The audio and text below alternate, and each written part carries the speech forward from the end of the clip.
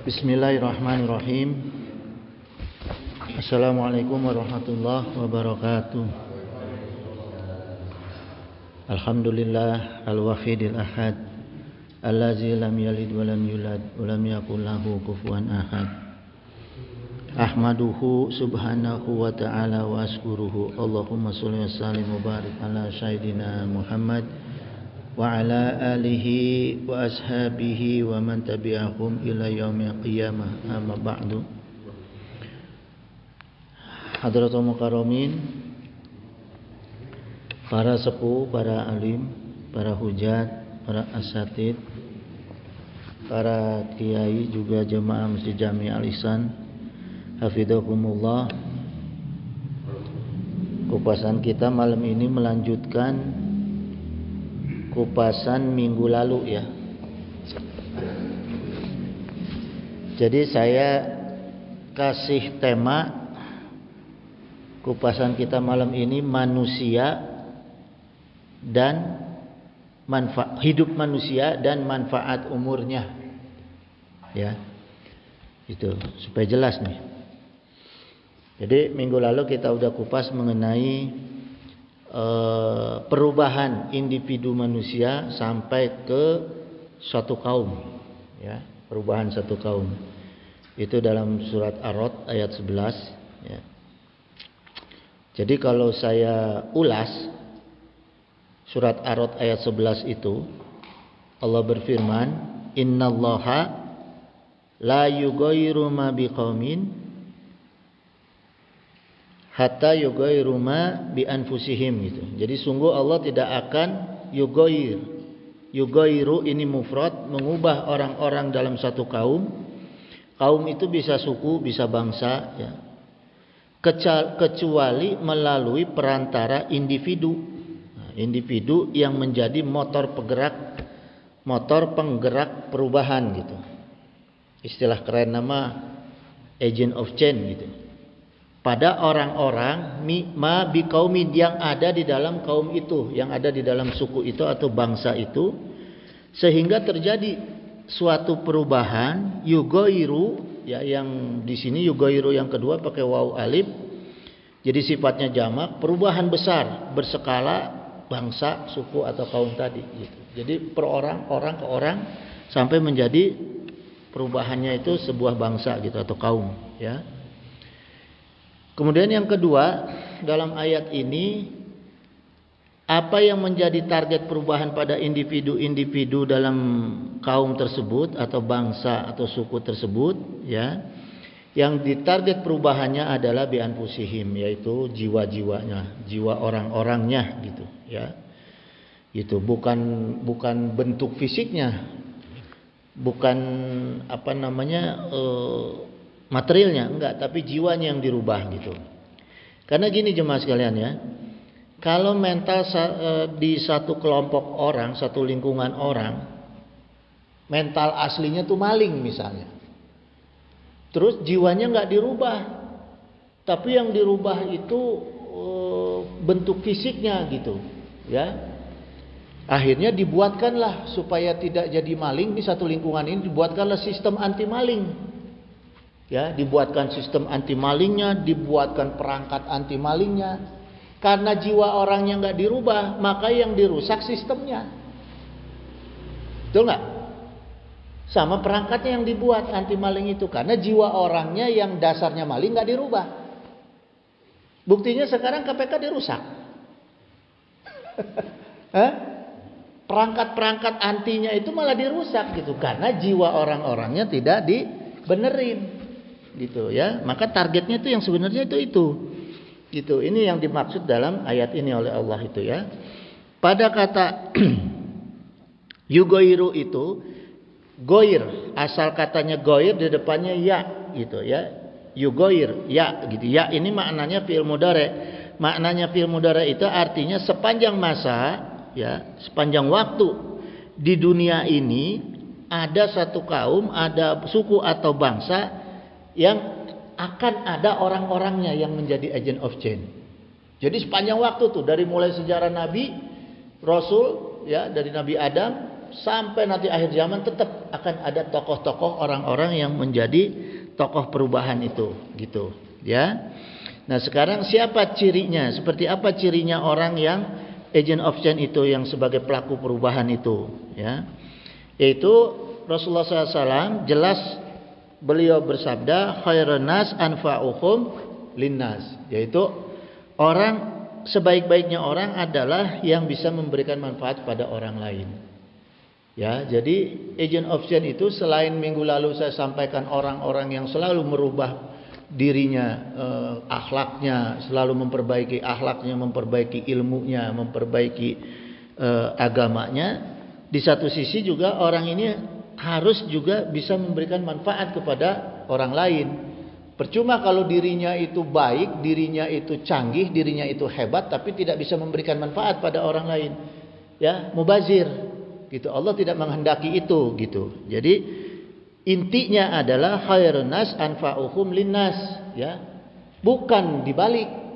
Zaman sekarang kebanyakan orang inginnya memanfaatkan orang lain. Ya, jangan dibalik, gitu. Kalau ada orang yang seperti itu bukan tokoh. Gitu, ya. Nah, kemudian jemaah sekalian, kalau di zaman sekarang ini, ya, waqala Nabi SAW, sayati ala zamani qamuddin nas wa dunyahum dirhamun wa dinarun, gitu, ya. Nanti akan ada zaman, ya, di mana kekuatan agamanya manusia dan kekuatan dunianya manusia itu ada pada dinar, ada pada dirham. Artinya letaknya pada uang, bukan pada ilmu.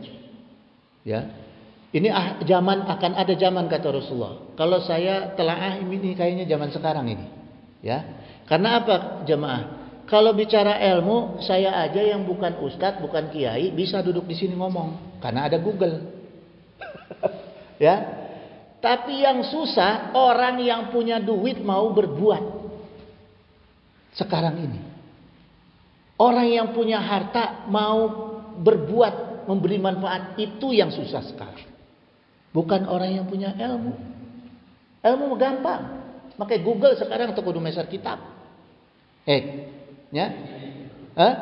Jadi kiai, pakai sorban, kopea, baca buka Google, jadi kiai. Mata kemari di acara lulusan Al-Ihsan banyak banget dah santrinya Pak Ike yang cita-cita jadi ustadz ya Pak Ike ya. Karena gampang. Anak-anak sekarang udah merasa jadi ustadz gampang, cari ilmu gampang. Anu hese, anu boga duit, beramal itu. Itu sekarang yang susah jemaah, ya. Makanya saya himbau untuk orang-orang mukmin yang sudah diberi rahmat oleh Allah berupa uang atau harta, gunakan untuk agama. Timimiti ayeuna bisi kaburu maot. Ayeuna geus maot mah mubazir buka harta oge. Ya, itu jemaah sekarang. Yang keempat, kenapa Allah memerintahkan untuk kita memperbaiki jiwa kita? Karena Allah sudah punya rencana, jemaah, ya. Allah sudah punya rencana untuk menjadikan kita ini sebagai khalifah di alam dunia. Ya. Wa iz qala rabbuka lil malaikah. Ingatlah ketika Allah berfirman kepada para malaikat, ini ja'ilun fil ardi khalifah. Sungguh aku akan menjadikan seorang khalifah di muka bumi. Siapa yang dijadikan khalifah? Manusia. Ya. Maka ketika Allah punya rencana menjadikan manusia khalifah di muka bumi, Allah memerintahkan supaya bersihin jiwanya. Bagaimana Anda mau jadi pengurus bumi, menjadi pemimpin bumi kalau jiwanya nggak beres? Ya, gitu, gitu jemaah. Maka eta pentingna kita membersihkan jiwa, gitu. Ya.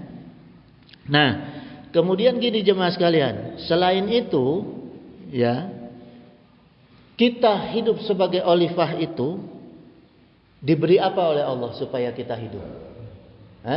Diberi umur, ya kan? Supaya kita hidup itu Allah berikan umur. Nah, apa makna umur? Sekarang saya tanya, apa makna umur? Kira-kira apa?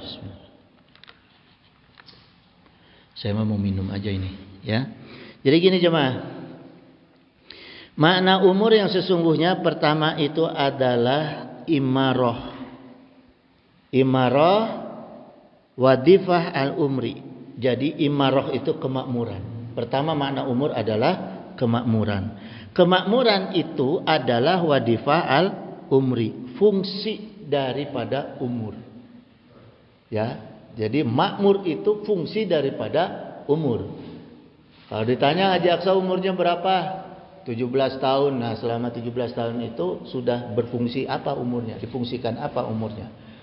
Dimanfaatkan apa umurnya? Gitu. Ya. Gitu. Jadi sudah bisa menghasilkan kemakmuran apa gitu. Ya. Jadi maknanya di sini umur itu tupoksinya umur, tugas pokok fungsinya umur kita, ya, kehidupan kita, maknanya kehidupan kita itu adalah bagaimana kita memberikan manfaat baik ke dalam diri kita maupun keluar diri kita. Itu makna umur yang sesungguhnya, gitu, ya. Wa qala Allah Ta'ala wa ansha'akum minal ardi, dan dia Allah itu telah menciptakanmu dari tanah, ya, dari bumi. Ard itu bumi atau tanah. Wasta'marakum fiha, dan Allah itu telah menempatkan kamu di dalamnya, di dalam bumi, di atas bumi ini. Jadi Allah ciptakan kita dari bumi, disimpan di atas bumi, ya. Fungsinya sebagai apa? Fungsinya sebagai pemakmur bumi. Nah, ini, ya. Gitu. Wasta'maru. Gitu. Jadi Allah inginkan kita ini menjadi pemakmur bumi. Karena Allah ciptakan dari bumi, disimpan di atas bumi, gitu, ya. Fastaghfiruhu, maka minta ampunlah kepada Allah. Inna rabbi qaribun mujib, sungguh Allah itu amat dekat rahmatnya. Kemudian Allah itu maha pengijabah doa, gitu, ya. Jadi gini jemaah, maknanya ayat ini gini, Allah itu memberi umur kepada kita, ya, hanya selama berada di bumi.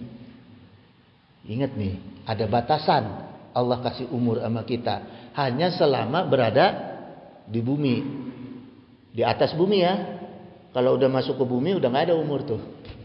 Selesai umur, ya. Jadi selama berada di atas bumi Allah kasih hak kita berupa umur, ya. Kemudian dalam menjalankan umur Allah inginkan kita ini banyak-banyak istighfar dan banyak berdoa kepada Allah, gitu. Maka dengan banyak istighfar dan doa kepada Allah, insya Allah doa kita diijabah ke Allah. Apa untungnya istighfar? Ista wa ghafaro, mencari ampunan Allah. Apa untungnya? Kita banyak beristighfar. Wa qala sallallahu alaihi wasallam, aksiru minal istighfar, perbanyaklah istighfar. Faman aksiru minhu, maka siapa yang memperbanyak istighfar, ja'alallahu lahu, maka Allah lapangkan untuk dia min kulli ghamim, dari setiap duka dan sedih, gitu. Maka orang-orang yang banyak istighfar pasti tidak akan pernah stres. Pertama tuh, tidak pernah ada beban pikiran orang yang istighfar. Mata lamun orang aya kaririweuh, aya karepot, aya kepusing, loba istighfar, ulah makan neralgin. Ulah makan bodrek, ya, banyak aja istighfar, karena ini menghilangkan rasa duka dan sedih, gitu, ya. Yang kedua, makna istighfar itu wahamim farajan, dipenuhi harapan oleh Allah, gitu, ya. Doa-doa kita diijabah oleh Allah, itu makna kedua istighfar. Yang ketiga, warazaqahu min haitsu la yahtasib, Allah berikan rizki dari arah yang tidak disangka-sangka. Nah, itu minasulayahtasib. Jadi banyak manfaatnya istighfar. Maka itu Allah inginkan kita menjalani umur kita itu dengan memperbanyak istighfar dan banyak berdoa, itu, ya, jemaah. Kemudian begini, jemaah fidakumullah, bagaimana cara kita mengisi umur sesuai dengan makna umur tadi yang diinginkan oleh Allah, ya. Wa qala Allah Ta'ala di surat Al-Mulk ayat 2, Allah berfirman begini, Allazi khalaqal mauta wal hayat, Allah yang menjadikan mati dan hidup. Nah, pahamin ya, pelan-pelan ya. Allazi khalaqal mauta wal hayat, Allah yang menjadikan mati dan hidup. Nah, ini dari ayat ini saya mau tanya nih. Kenapa kalimatnya yang didahulukan itu mati dulu bukan hidup dulu?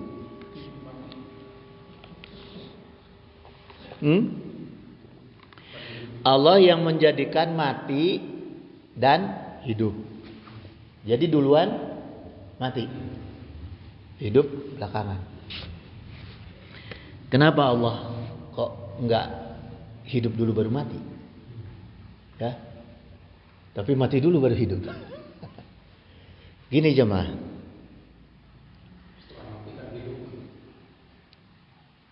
saya mau nanya sambungan, nanya lanjutan. Ada nggak di antara jamaah di sini nih, kita yang hadir di sini, yang pengen 10 menit lagi mati? Ada nggak? 10 menit lagi ke depan kita mati ini. Ada nggak yang mau?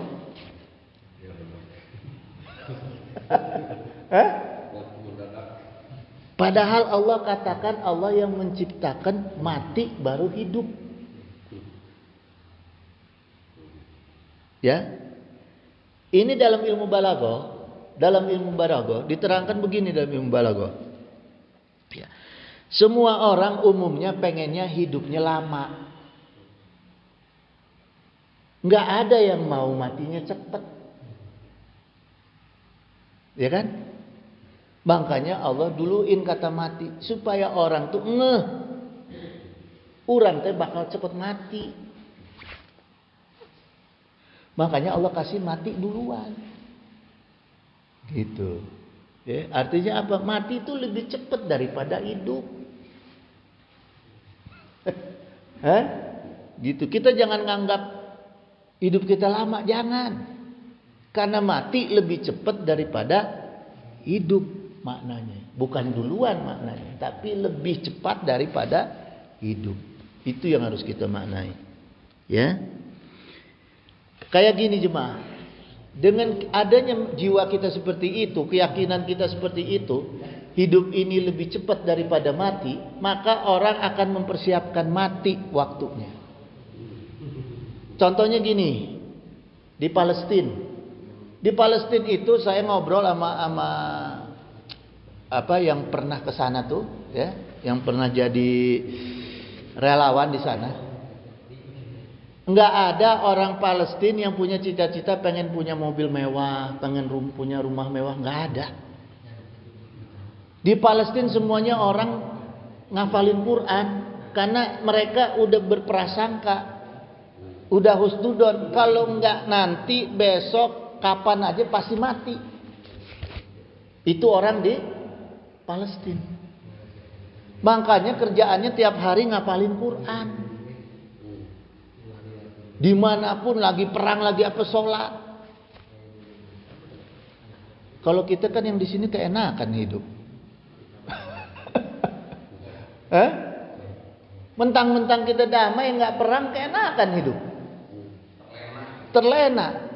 Padahal masalah mati nggak harus perang. Ya nggak? Apa mati harus perang dulu?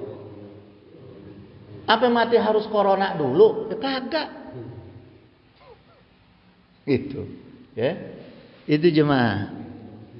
Pertama itu. Terus gini jemaah. Kita mensyukuri nih nikmat umur kita hidup di Indonesia. Ya. Kenapa Allah kasih kita ini seolah-olah panjang umurnya? Nah, ini pertanyaan lagi nih. Kenapa Allah kasih kita ini seolah-olah panjang umurnya? Untuk apa kita panjang umur? Ya enggak? Untuk apa panjang umurnya? Liyabluwakum ahsanu amala. Jadi Allah kasih kita harapan panjang umur itu untuk menguji siapa di antara kita yang amalnya paling baik, bukan paling banyak. Orang sholat sunnahnya ribuan rakaat tapi medit, gimana?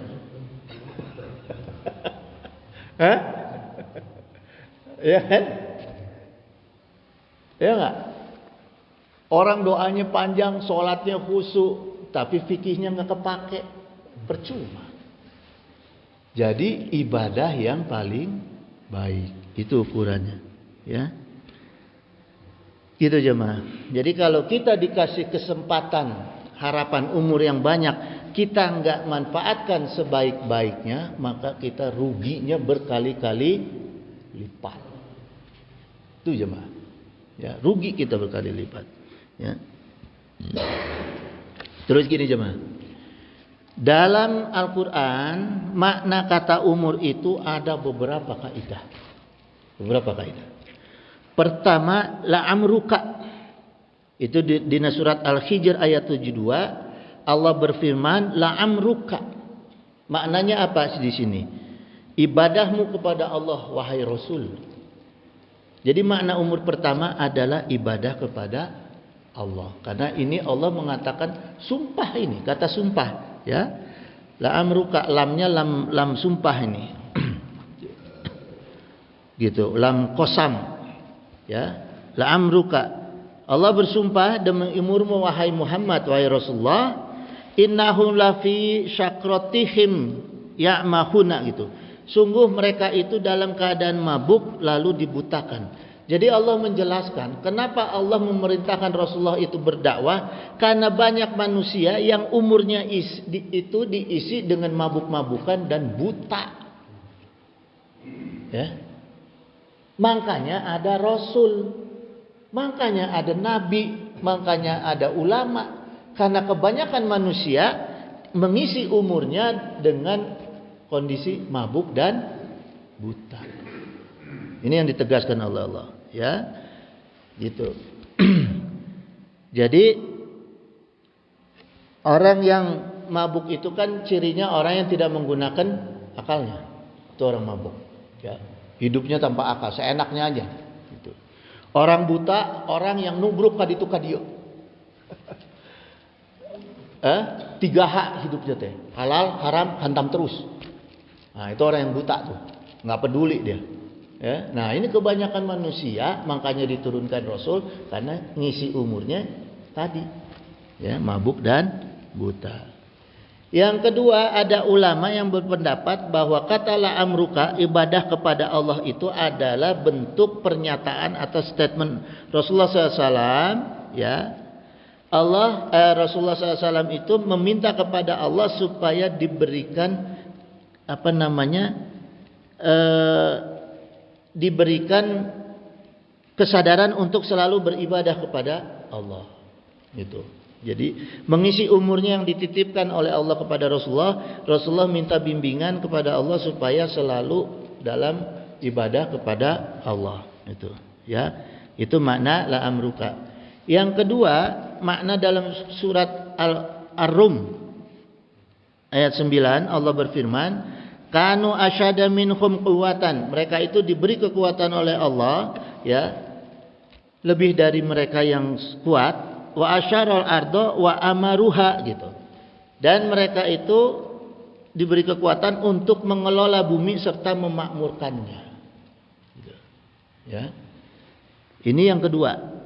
Yang kedua itu tugasnya, makna kata umur itu adalah memakmurkan bumi. Yang kedua, ya.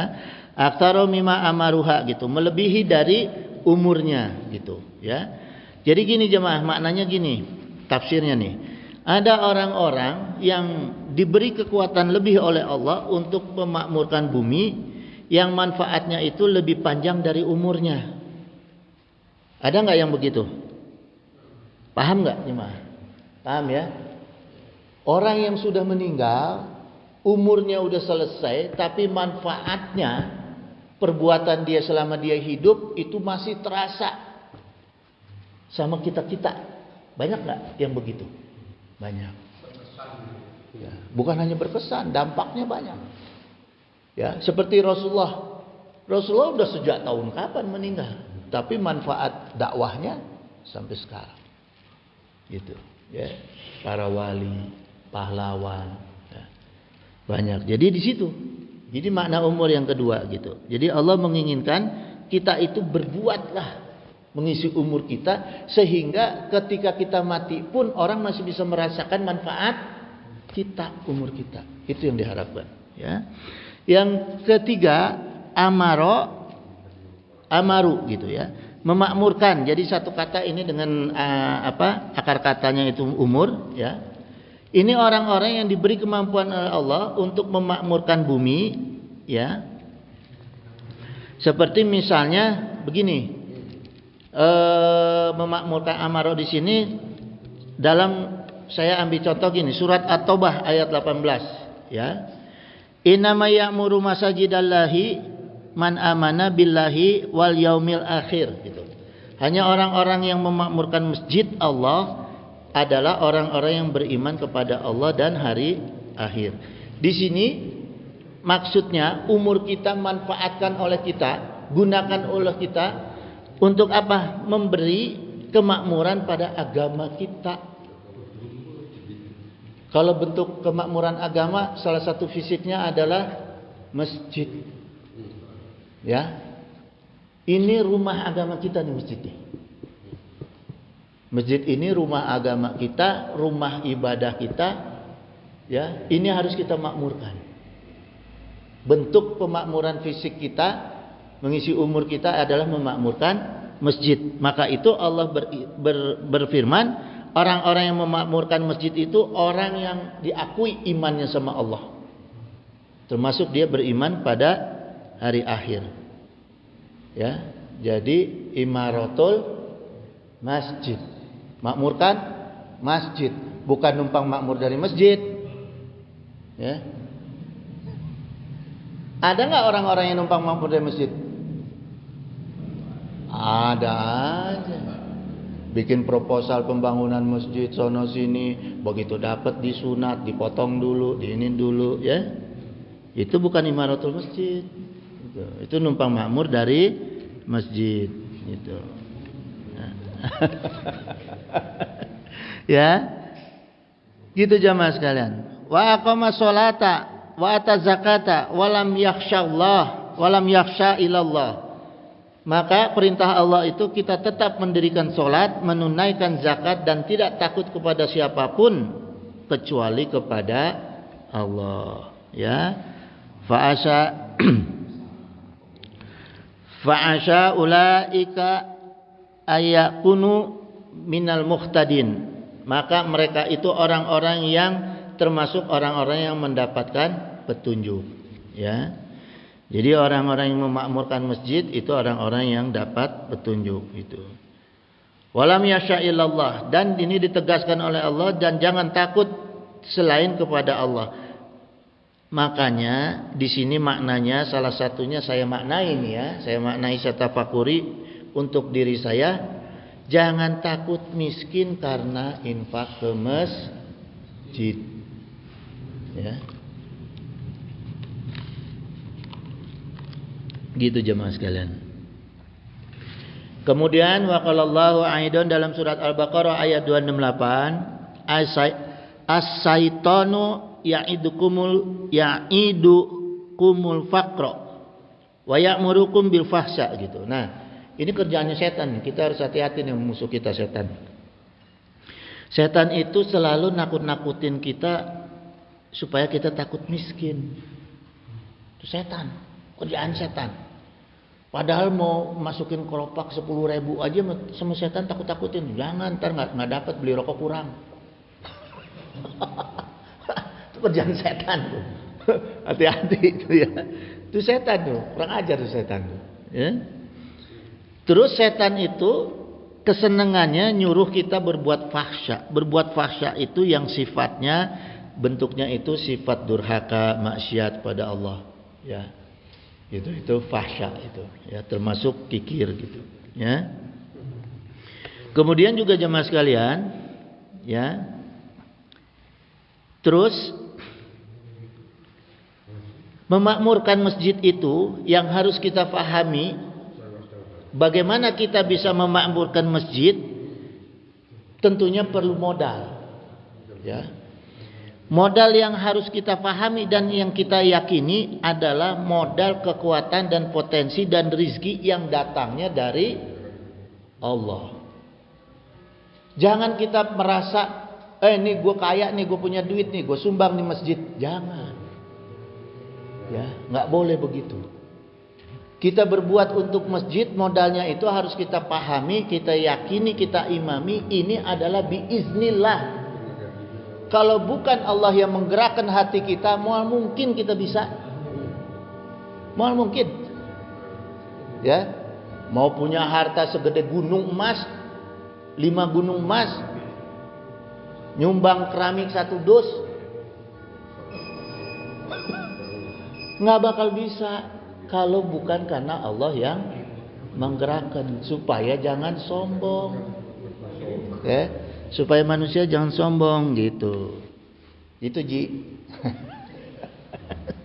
Ya, ini saya lagi negor diri saya sendiri nih. Terus jemaah sekalian, yang berikut, ya, pertama saya mengharapkan dalam kaitan dengan masjid nih, kaitan dengan masjid, saya masih melanjutkan kaitan dengan masjid.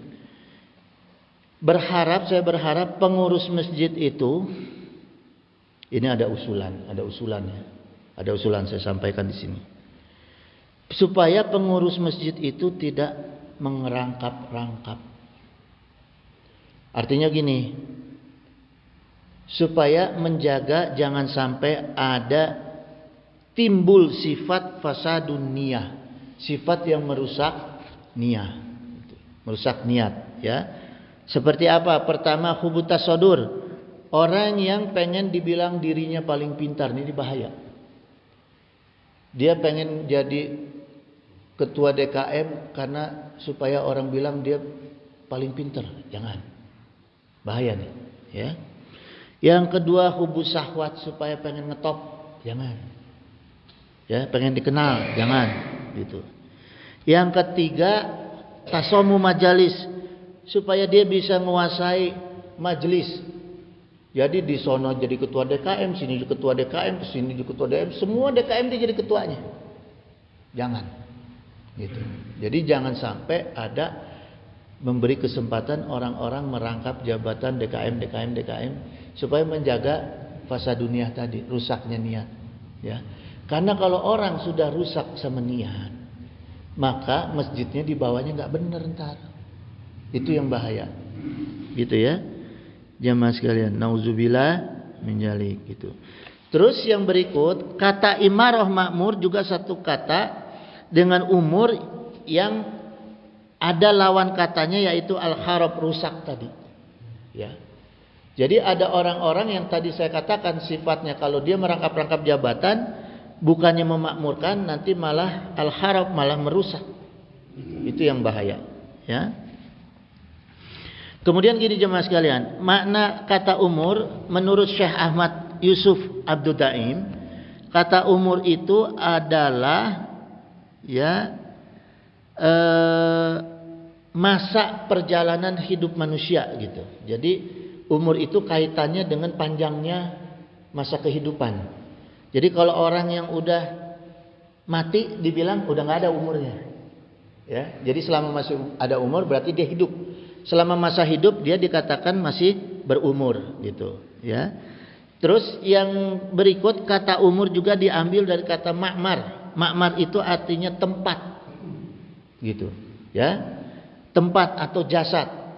Jadi jasad kita hidup karena ada umur. Kalau umur kita gunakan untuk kemakmuran, maka jasad kita ikut makmur, gitu, ya. Katakanlah gini, kalau umur kita banyak memberi manfaat, maka jasad kita ikut makmur. Maknanya makmur apa? Jasad kita tuh bersih, tenang, ya. Gitu jemaah, ya. Jadi ukuran sukses hidup manusia, umur manusia, suksesnya panjangnya umur manusia atau kehidupan manusia, ya, itu diukur dari manfaatnya dia, manfaatnya kehidupan dia, gitu, ya. Gitu jemaah sekalian. Ilustrasinya gini, ya. Lazimnya gini, manusia yang baik itu jika baik analoginya gini ya. Kalau bayi itu lahir, dia nangis. Ya kan? Bayi lahir kalau nggak nangis kita curiga. Semua bayi lahir pasti nangis. Tapi orang di lingkungannya ketawa nggak? Gembira nggak?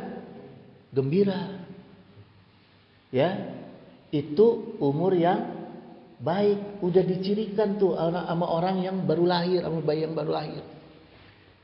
Jadi maknanya nanti kalau kita mati kebalikannya. Kita yang gembira, orang lain yang nangis. Jangan sampai kita mati kita nangis, orang lain gembira. Nauzubillah min dzalik. Berarti kita penjahat. Ya, hati-hati tuh. Jadi itulah mana umur jemaah. Ya, ilustrasinya gitu. Panjangnya umur kita dari baru lahir kita nangis, meninggal kita ketawa.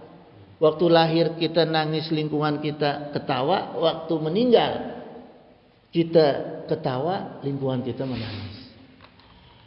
Ya, itu ciri orang yang umurnya bermanfaat. Gitu. Gitu jemaah sekalian. Kemudian kata umur dalam kamus Al-Mu'jam Al-Wasit, ya, itu disetarakan dengan kata soluha, artinya kata soleh. Jadi kata umur ini dimaknai harus berbanding lurus dengan kesolehan. Ini dalam kitab, ya. Dalam kitab itu, karena orang-orang yang soleh itu adalah orang-orang yang kepribadiannya itu bisa memberi manfaat di sekitarnya, di lingkungannya gitu, ya. Jadi kata umur itu disetarakan dengan kesolehan gitu, ya. Mananya juga kita isi umur kita itu benar-benar dengan kesolehan gitu, ya. Harus dipenuhi dengan kesolehan. Nah, syarat soleh itu ada 3. Pertama, dilakukan dengan ilmunya. Kedua, dikerjakan dengan niat ikhlas karena Allah. Yang ketiga, harus sesuai dengan Al-Quran dan Sunnah gitu, ya. 5 menit lagi nih jemaah nih. Enggak, 10 menit. 10 menit sampai setengah 8 aja ya. Nah, terus gini jemaah sekalian, dalam kitab Bidayatul Hidayah, cara meraih hidayah, ya. Hidayah, uninga hidayah. Hidayah itu gini jemaah. Ya. Allah berfirman gini dalam surat Al-Maryam ayat 76, ya. Wa yazidullahu allazina tadau huda gitu. Allah memperbanyak hidayah kepada mereka yang sudah mendapat petunjuk. Nih maknanya, saya jelasin. Bentuk petunjuk itu ada yang sifatnya alamat, satu. Ada yang sifatnya hidayah. Apa bedanya? Haji Aksa ditanya, Haji Aksa alamatnya di mana? Kampung Jembar, Gadok Hiji nomor 31 misalnya, ya, gitu. Ditanya ya, di mana rumahnya Haji Aksa? Di sana, Kampung Jembar, Gadok Hiji nomor 31. Kalau yang namanya hidayah, ada orang tanya, Haji Aksa rumahnya di sana. Oh, di sana di Kampung Jembar, Gadok Hiji nomor 31, diantarkan dugi ka bumi, nah dugi ka pendak sareng ahli baitna. Itu namanya hidayah. Kalau alamat cuma ditunjukin doang, ya, bedanya tuh hidayah. Maka di sini kata Allah, wa yazidullahu lazimah tadau huda. Allah kasih kelebihan petunjuk dari orang yang sudah diberi petunjuk. Kasih kelebihan hidayah dari orang yang sudah diberi petunjuk. Maknanya juga gini jemaah. Allah lebihkan kita daripada makhluk yang lain, sifatnya, bentuknya akal. Kalau Allah kasih petunjuk sekedar kita sebagai manusia, Allah kasih petunjuk, kita punya masalah, Allah kasih petunjuk jalan keluarnya, Allah berikan petunjuk kita supaya kita bekerja dengan akal dengan baik. Itu namanya alamat, petunjuk namanya, bukan hidayah. Hudan, hidayah, bukan hidayah, ya, petunjuk. Jadi Allah anterin nih kita nih, bagaimana caranya kita menyelesaikan masalah supaya akal kita bisa bekerja dengan baik. Entah ketemu seseorang yang bisa memberi solusi, pendapat, ya kan? Akhirnya, tapi kan kita masih harus berpikir, masih harus berusaha. Tapi tepat caranya, itu namanya petunjuk, alamat. Tapi kalau Allah kasih hidayah, bentuknya min haitsu la yahtasib, nggak capek-capek keluar kita dari perkara, keluar dari masalah, nggak pakai usaha, nggak pakai jalan, itu namanya hidayah. Bahkan salah satu bentuk hidayah kita dijaga jangan sampai ketemu masalah, itu namanya hidayah. Gitu jemaah, ya, gitu. Nah, makanya dijelasin sama Al-Imam Ghazali, gimana caranya kita mendapat hidayah, bukan cuma sekedar petunjuk. Ada 3 jalan yang diajarkan oleh Al-Imam Ghazali, ya.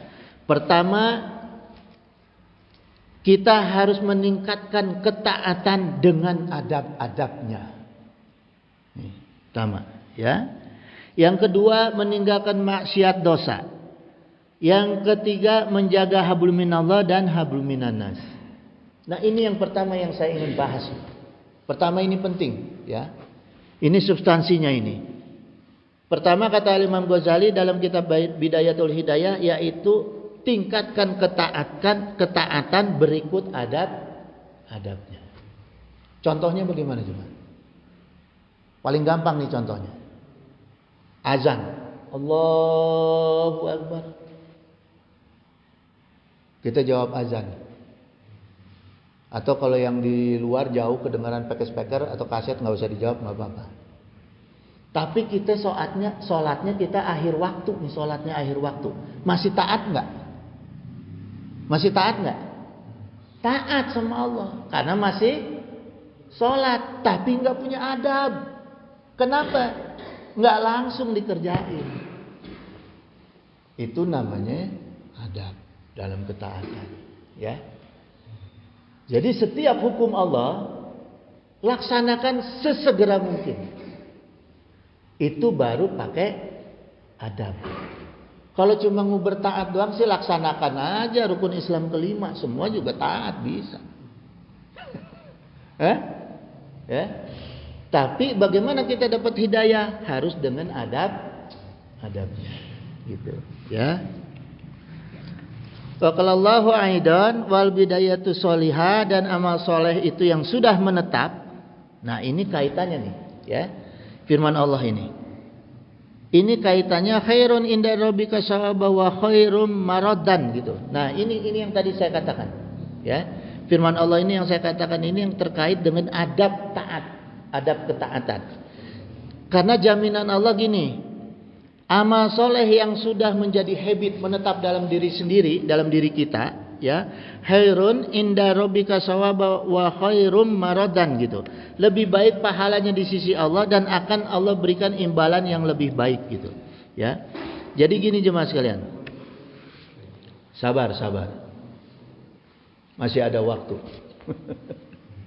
Ya. Taat kudu pakai adab.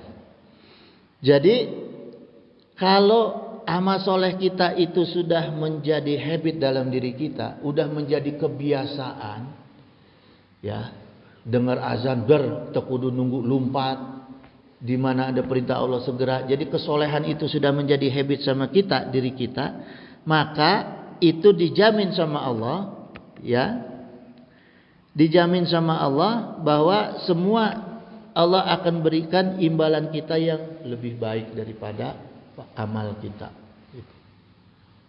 Jadi latihannya gini jemaah, sederhananya ginilah.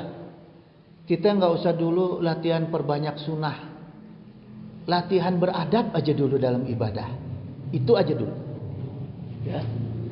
Memperbanyak sunnah tapi kita nggak beradab, sama aja bohong. Jadi latihan kita sekarang itu perbaiki adab kita dalam ketaatan sebelum kita melatih memperbanyak sunnah. Maka insya Allah ini yang dijamin oleh Allah bahwa kita akan mendapat hidayah yang baik dari Allah. Gitu jemaah sekalian.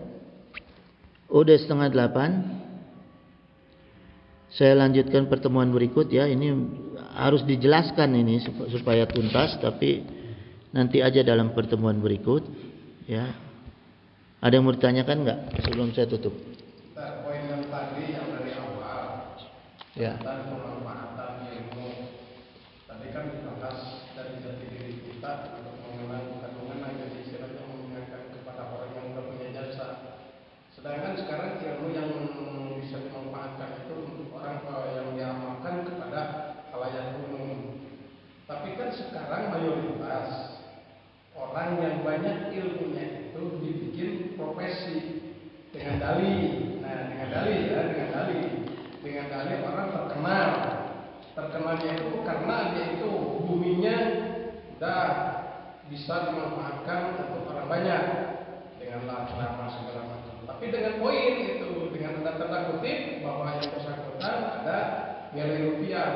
Itu kira-kira gimana cara untuk prediksi dan penilaian dari kita semua lah, untuk manusia aja dulu. Kira-kiranya gimana ilmunya itu? Ya, itu yang dikatakan oleh Allah malah dalam Al-Quran ya. Samanang qalilah. Jadi orang-orang yang menghargai Al-Quran dan hadis itu dengan nilai yang sedikit. Justru itu orang-orang yang seperti itu orang-orang yang sudah mengkhianati Allah dan Rasulnya. Ya. Kenapa? Kalau dia tidak menentukan tarif, kan para sahabat juga dulu, Rasulullah juga dulu ketika berperang jihad itu ada ghanimah. Ya kan? Ada ghanimah. Tapi direncanakan enggak sama Allah dan sama Rasulullah dan sahabat? Enggak. Beliau-beliau itu berperang jihad bukan karena tujuannya untuk nanti dapat ghanimah, enggak ada. Yang penting itu jangan ada akal-akalan, siasat, nyuruh orang lain pura-pura. Itu udah enggak benar. Misalnya, ya fulan, Anda diundang ceramah nih di Masjid Al-Manan misalnya. Ya. Datang aja. Kalau ada waktu, ada kesempatan sehat, datang. Datang aja. Nggak usah bilang, oh iya saya boleh datang nih, tapi aduh maaf nih ya mobilnya bocor nih. Atau jangan. Atau nyuruh orang lain ngomong, kalau mau ngundang si Fulan tuh harus pakai amplop sekian, harus gini. Jangan, nggak usah. Kalau memang ada undangan, datang ya datang aja. Gitu. Ya. Terus dia ngaji ya ngaji aja. Habis ngaji jangan pura-pura di dalam ngaji nyindir-nyindir amplop, nyindir-nyindir. Kan banyak tuh sekarang saya dengar aja. Di masjid ini berapa kali nih ngundang ustadz isinya nyinggung-nyinggung amplop. Hah? Ya itulah. Ya. Itu orang-orang yang sudah mengkhianati Allah dan Rasulnya. Pasti. Ya. Itu jemaah sekalian. Ada lagi? Ada lagi yang mau tanya? Atas? Ya, kita lanjutkan pertemuan berikut. Wallahu waliyut taufiq wasadat innahu sami'un qaribun mujibud da'wah wa yaqdiyal hajah. Subhanaka Allahumma wa bihamdika asyhadu an la ilaha illa anta astaghfiruka wa atubu ilaik. Billahi taufiq wa hidayah. Wassalamualaikum warahmatullahi wabarakatuh. Bidil Mustafa balik mako